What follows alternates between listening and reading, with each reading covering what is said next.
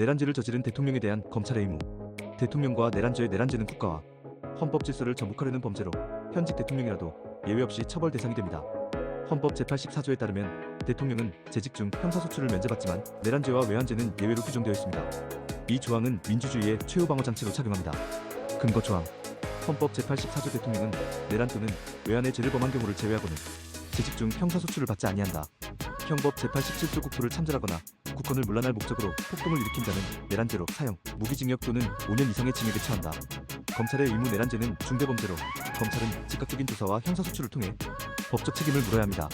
다음은 검찰이 수행해야 할 주요 절차입니다. 1. 증거 확보 및 수사 착수.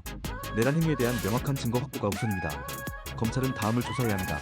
직접적 증거 지휘 명령서, 관련 통신 기록, 내부 문서, 간접적 증거 실행에 관여한 군, 경찰, 관료들의 증언, 피해 기록 폭력, 사망, 국가시설의 손상 등.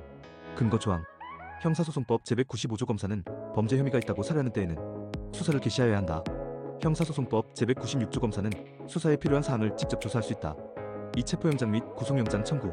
내란죄는 국가안보에 치명적 영향을 미칠 수 있으므로 수사 초기 단계에서 대통령에 대한 체포영장 또는 구속영장을 청구할 수 있습니다. 대통령이 공공질서를 위협한 증거가 명확하다면 구속수사는 필수적입니다. 근거 조항. 형사소송법 제201조 체포 또는 구속은 범죄 사실을 명확히 하고 도주의 우려가 있을 때 가능하다. 3. 기소 절차 및 공판.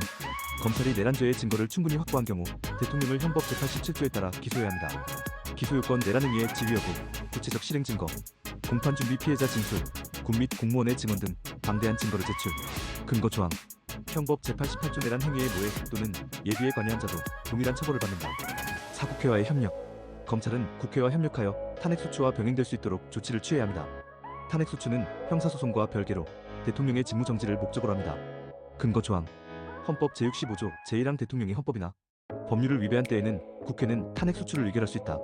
특별검사제 요청 내란죄와 같은 중대범죄는 특별검사를 임명하여 독립적 수사를 진행할 수 있습니다. 특별검사는 대통령의 영향력에서 독립적으로 사건을 조사하며 수사의 신뢰성을 확보합니다. 근거 조항.